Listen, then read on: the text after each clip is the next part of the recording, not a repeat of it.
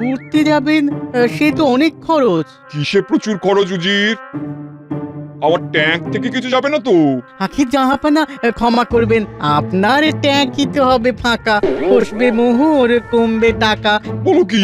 নবাব বাহাদুর, আমি একটু ঘুরতে যেতে চাই। আমাদের এত বড় মহল, এত সুন্দর বাগান থাকতে তুমি মিছিমিছি বাইরে কেন ঘুরতে যাবে? এইরকম করে মশকরা করবেন না, না হলে আমি কিন্তু মনের দুঃখে দুয়ারে খিল দেব, এই বলে দিলাম জনাব।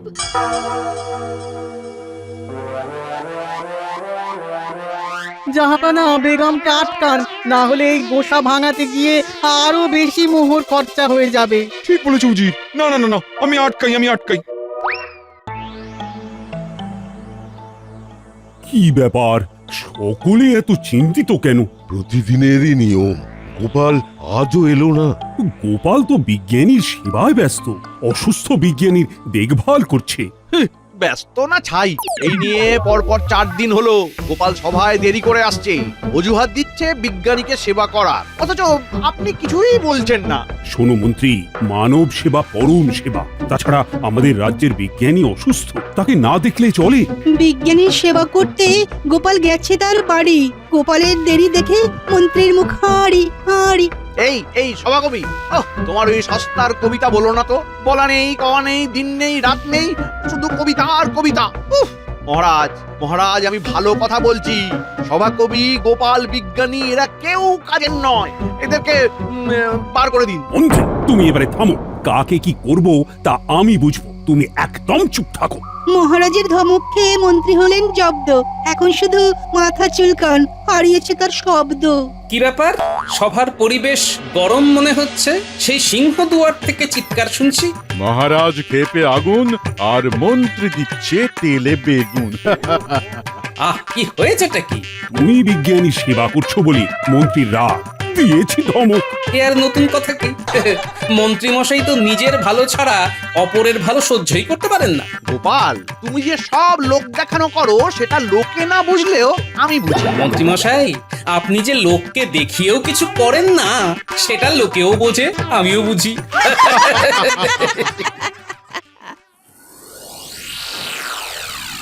এখন তাহলে বলো উজির, কোথায় যাওয়া যায়? সমুদ্র নাকি পাহাড়? আগে নবাব বাহাদুর, এমন একটা জায়গায় যেতে হবে যেখানে দুটোই আছে।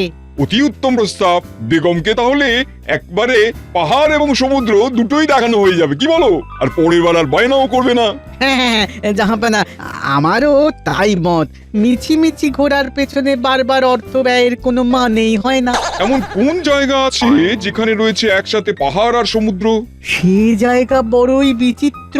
বলো, আরে কোন দিকে শুনি? নবাব, আপনাকে বলছি এখুনি। কৃষ্ণনগর ছাড়িয়ে আরো বেশ খানিকটা দূরে দুর্গনগরে একসাথে পাহাড় আর সমুদ্র দুটোই রয়েছে। বেশ হয়েছে। বাবা। আচ্ছা উজির, ঘোড়া গাড়ি ছাড়া সঙ্গে তো অনেক লোক লস্করও নিতে হবে, তার মানে সেখানেও তো অনেক খরচ হবে। জাহাপানা, আমি আছি তো, চিন্তা করবেন না। কোনো মতলব এসেছে বুঝি? মতলবই আমি সব সময় খুঁজি। শুনুন, কৃষ্ণচন্দ্রকেও সাথে নিয়ে নিন। আর সভাসদেরও কি নেবো? জাহাপানা, একটা চিঠি আপনার নাম করে আমি লিখে পাঠাচ্ছি যে আপনি চান মহারাজ কৃষ্ণচন্দ্র সহ তার বাকি সভাসদদের নিয়ে দুর্গনগরে ঘুরে আসতে। আচ্ছা, তাহলে তুমি বলতে চাইছো যে ওদেরকে সাথে নিলে আমার এখান থেকে লোক লস্কর নিতে হচ্ছে না, তাই তো? আর মোহরও বেঁচে যাচ্ছে। বাবা। আগে একদম তাই। শুনুন, আমি চিঠিটা এইভাবে লিখব যে, প্রিয় কৃষ্ণচন্দ্র, যদি আমাদের ভালো করে ঘোরাতে পারো তাহলে 2 মাসের খাজনা মুকুব। সেই ভালো। 2 মাসের যা খাজনা, তার তুলনায় এখান থেকে লোক লস্কর নিয়ে যেতে গেলে খরচ অনেক বেশি হবে।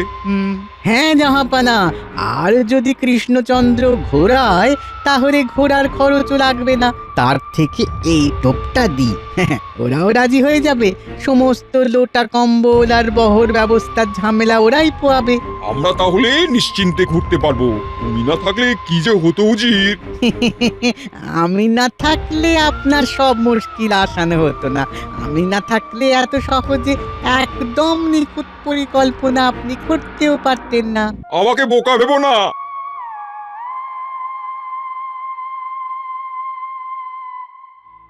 তাহলে গোপাল, তুমি বলছো আরো বেশ কিছুদিন সময় লাগবে। হ্যাঁ মহারাজ, বিজ্ঞানী এখনো পুরোপুরি সুস্থ নয়। ঠিক আছে, দেখো যত তাড়াতাড়ি তাকে সুস্থ করে তোলা যায়। হ্যাঁ, বিজ্ঞানীর দ্রুত সুস্থতার প্রয়োজন। না হলে তো নতুন যন্ত্রটাও আবিষ্কার হবে না। মহারাজ, মহারাজ, এই নবাবের দূত একটা চিঠি দিয়ে গেল।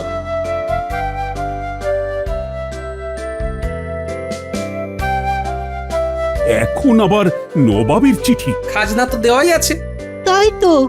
নবাবের চিঠি যখন এসেছে, দিন আমি পড়ি।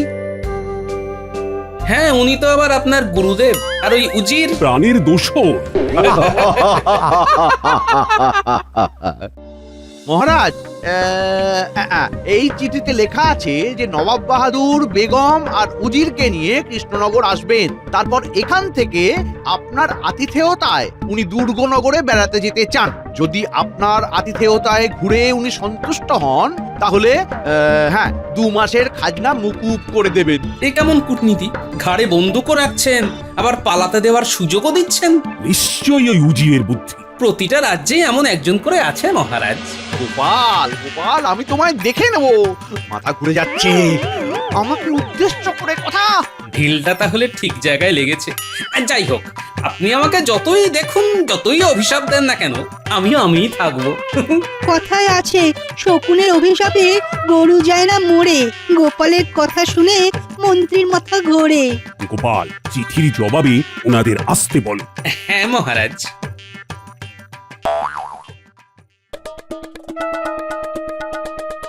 তাহলে জবাব এলো? হ্যাঁ বলো উজির। জবাব না এসে কোথায় যাবে জাহাপানা? তা ঠিক, তুমি যা চাল দিয়েছো। জাহাপানা, তাহলে আজ বাদে আর 3 দিন পরেই রওনা দিই। দাও দাও দাও দাও, কৃষ্ণচন্দ্রকে লিখে দাও, আমরা যাচ্ছি।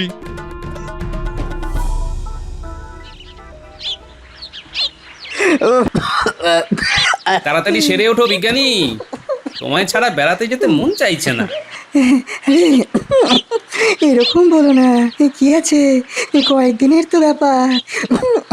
তাছাড়া তুমি যেভাবে প্রত্যেকটা দিন আমার সেবা করে চলেছ, কি বলবো।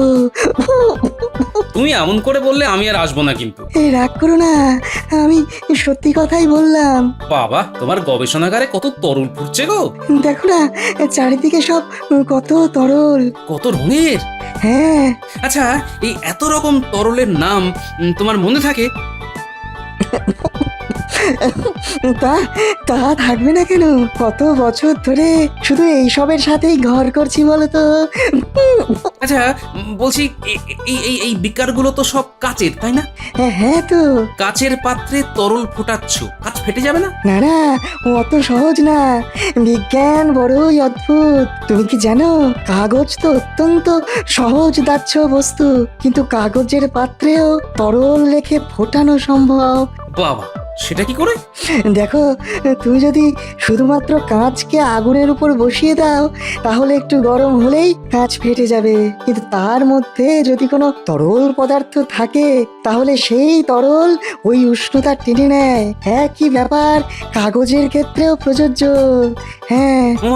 এটা তো আমি জানতাম না, একদম নতুন জিনিস জানলাম। হ্যাঁ, এটাই পদার্থ বিজ্ঞানের মজা। কঠিন চেষ্টা করে তরল হতে, বায়বীয় হতে। হ্যাঁ, বুঝলাম। যাই হোক, আমি আজ উঠি, বুঝলে? তুমি সাবধানে থেকো। হ্যাঁ, আনন্দ করে ঘুরে এসো গোপাল, আমায় নিয়ে একদম ভেবো না। হ্যাঁ হ্যাঁ।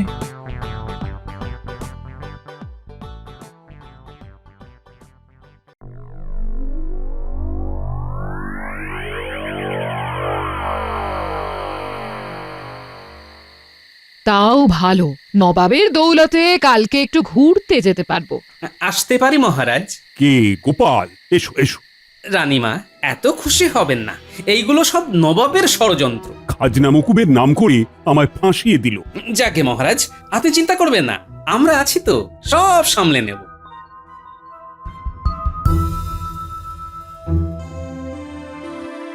কি জাহাপানা, আপনি খুশি হয়েছেন তো? খুশি মানে আমি হাওয়ায় উঠছি। আরে আরে বাবা, পরের ঘাড় ভেঙে নিজের স্বাদ মেটাতে কি যে আনন্দ হয় তা কি বলবো জি রে। আমাদের শুধু কৃষ্ণনগর পর্যন্ত যেতে হবে, তারপরে তো আমরা ঝাড়া হাত পা। এখন তোমাদের বেগম সাহেবা খুশি হলেই হলো। উনি খুব খুশি হবেন, হ্যাঁ, এই কথাটা আপনি মিলিয়ে নেবেন। আহা আহা, কি আনন্দ, কি আনন্দ! বিনা খরচে ঘোরা। ও ইস, গিন্নি, তোমায় নিয়ে যেতে পারলাম না গো। সে ঠিক আছে, তোমার ঘোড়া মানে তো আমার ঘোড়া। তুমি না হয় আমাকে অন্য সময় ঘোরাবে। না, তাও মনটা খারাপ লাগছে। যদি তাই হয় তাহলে বরং আমার জন্য এক জোড়া নতুন দুল বানিয়ে দিও। তোমারও দেখবে, তাহলে মনটা ঠিক হয়ে যাবে। এই রে, এই অভিনয়ের ভুলটা না করলে দুলের বায়না আসতো না। এখন কি করি, কি করি, কি করি? কি গো, চুপ করে গেলে যে? ঘুম পাচ্ছে। দুলের কথা শুনে ঘুম পেয়ে গেল? এই যে একটু আগে আমার জন্য দুঃখ পাচ্ছিলে। হ্যাঁ, দুল দুল তুমি পেয়ে যাবে গিন্নি। সে আমি জানি। শ্যাকরার সদ্য বানানো দুল না পেলেও তুমি কায়দা করে নিশ্চয়ই কারো দুল নিয়ে আসবে। গিন্নি, তুমি না। তোমার গুণের প্রশংসাই তো করলাম মশাই। তুমি এত ভেবো না তো, আমি সব করে নেব। এই শুয়ে পড়ো এখন। হ্যাঁ, ঘুম আসছে না কিছুতেই গো। আমি জানি কেন আসছে না। হ্যাঁ, তুমি আসলে চিন্তা করছো কালকের ব্যাপারটা নিয়ে। আর হবে নাই বা কেন? হ্যাঁ, একে মন্ত্রী নিয়ে পারো না, তার উপরে উজির দোষর। হ্যাঁ না গো, শুধু চিন্তা নয়, মনটাও খারাপ। ওমা, কেন? এই বেড়াতে যাচ্ছ, কেউ মন খারাপ করে নাকি? কত বছর বাদে তোমাকে একা রেখে কাল আমি যাচ্ছি বলো। ওমা, আমি একা কই? হ্যাঁ, আহা, তুমি কি ভুলে গেলে নাকি তোমার নাতি নাতনি গুলো আছে? ওরাই তো আমার ভরসা গো। ওদিকে বিজ্ঞানীও যেতে পারছে না। বলি হ্যাঁ গো, এত মন খারাপ করো না। এ কি করবে, সময় তো সব সময় সাথ দেবে না গো। বলি যেমন পরিস্থিতি হবে তেমন ভাবে মানিয়ে নিতে হবে। হ্যাঁ, সে আমার 7 জন্মের তপস্যার ফল। না হলে তোমার মতো এমন সমজদার বউ পাওয়া ভাগ্যের ব্যাপার গো। তোমার বউ তোমার সাথে পায়ে পা লাগিয়ে যেমন ঝগড়া করে, তেমন সব পরিস্থিতি বুঝতেও পারে। হ্যাঁ, সবই ভালোবাসা গিন্নি।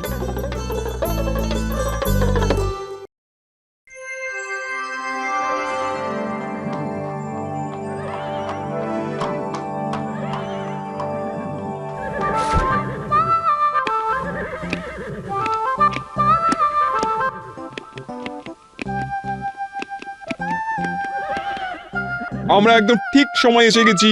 আমরা ঠিক সময়েই ঠিক কাজ করি হুজুর। নবাব বাহাদুর, আর তোর সইছে না নবাব বাহাদুর। কেন কেন, খিদে পেয়েছে নাকি? না, কখন রওনা দেব? ঠিকই তো, বেগম সাহেবা সেই কখন বেরিয়েছেন। মন্ত্রীমশাই, আপনারও যদি খুব তাড়া থাকে তাহলে আপনি বরং কোচোয়ান হয়ে যান। হ্যাঁ, এতটা পথ যাওয়ার বন্দোবস্ত করা তো চারটিখানি কথা নয়। নবাব, এখানে সবই দেরিতে, আমার ভালো লাগছে না। মহারাজ, এখানে এমন অব্যবস্থা কেন? আমি কিন্তু সন্তুষ্ট না হলে 2 মাসের খাজনা মুকুব তো করবই না, উল্টে 4 মাস বাড়িয়ে দেবো। সে আপনি এমনি করবেন না, আমি জানি। বেগম সাহেবা, খুব শিগগিরই রওনা দেব। তার আগে একটু জল খাবার খেয়ে নিন। বুঝলেন নবাব, আমার এই গোপাল না থাকলে এত তাড়াতাড়ি সব বন্দোবস্ত হতোই না। চলুন চলুন জাহাপানা, চলুন বেগম সাহেবা, চলুন। হ্যাঁ হ্যাঁ হ্যাঁ, জল খাবার পর্ব মিটলেই আমরা রওনা দেব।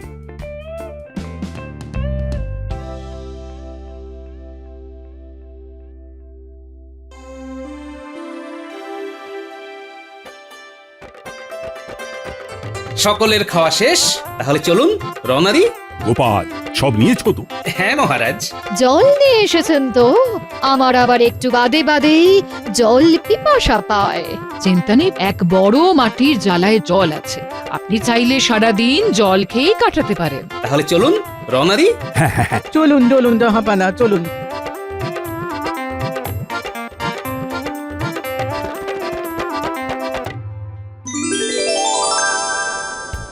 উফ কি দারুণ জায়গা! আহাহাহা, এত সুন্দর হাওয়া! কৃষ্ণচন্দ্র, তুমি এক কাজ করো, তুমি বরং এই হাওয়াতেই পাখি হয়ে উড়ে যাও। নবাব, মহারাজ উড়ে গেলে আপনারই বিপদ। কেন কেন শুনি? মহারাজ পাখি হয়ে উড়ে গেলে আপনাকে খাজনা দেবে কে? কেন আমি মহারাজ হয়ে যাব? গোটা রাজ্য আমিই দেখব। এই যে তোমার মনের বহুদিনের বাসনা, সেটা আমি ভালোই জানি। আমি একটু যাই, হাওয়া খেয়ে আসি গে। হ্যাঁ, এই গোপাল, একটু একটু জলের জ্বালাটা নামাও তো, তেষ্টা পেয়েছি খুব। উজির, মন্ত্রী সব গেলেন কোথায়? কাজের নাম শুনেই পালিয়েছে। এই এত বড় জ্বালা নামানোটা কি চারটিখানি ব্যাপার? এই গোপাল গোপাল, দাঁড়াও দাঁড়াও দাঁড়াও, তুমি একা পারবে না। না মহারাজ, আমি পারবো।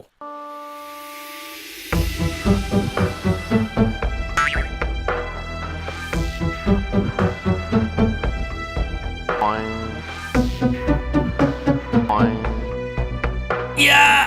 আহ!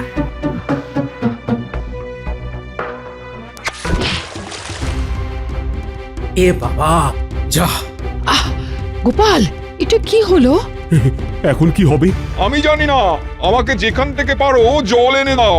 অকম্মার ঢেকি বের করে দেবো কৃষ্ণনগর থেকে। বেশ হয়েছে, গোপাল এবার বুঝবে ঠেলা।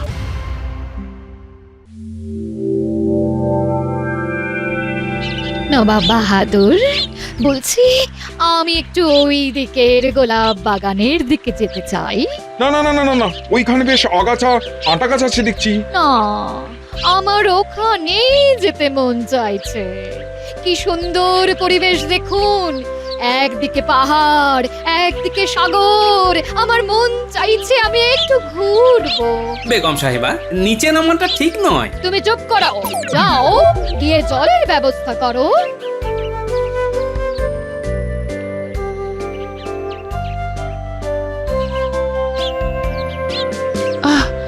বাবা, গোলাপগুলো দেখুন। খুব সাবধান, এখানে কিন্তু অনেক কাঁটা গাছও আছে, সাবধান। আরে বাবা, শোভাটা উপভোগ করুন।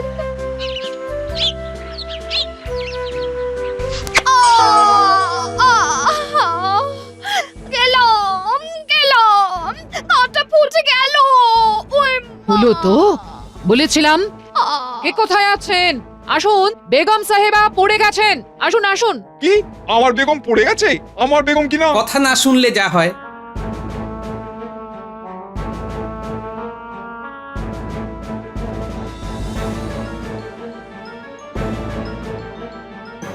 দেখুন, এ ক্ষত বেশ গভীর, এক্ষুনি গরম জল লাগবে।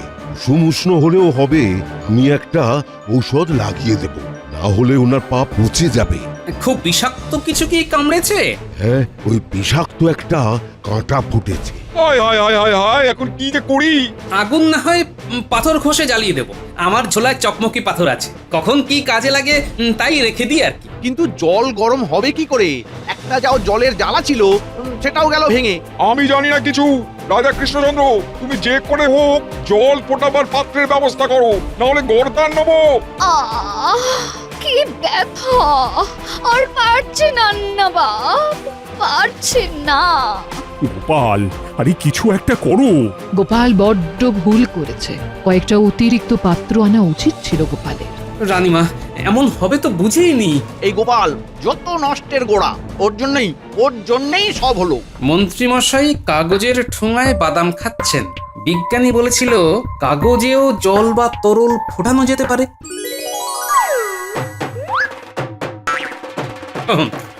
ঠোঙাটা বেশ শক্তপোক্তই আছে, কাজ হয়ে যাবে। এই দাও দাও, আমার বাদামের ঠোঙা দাও দাও। এখন এটা পাবেন না, কাছাকাছি অনেক কাঠের টুকরো আছে। যাই, আগে আগুন ধরাই, তারপর চট করে ঠোঙায় জল ভরে আনি।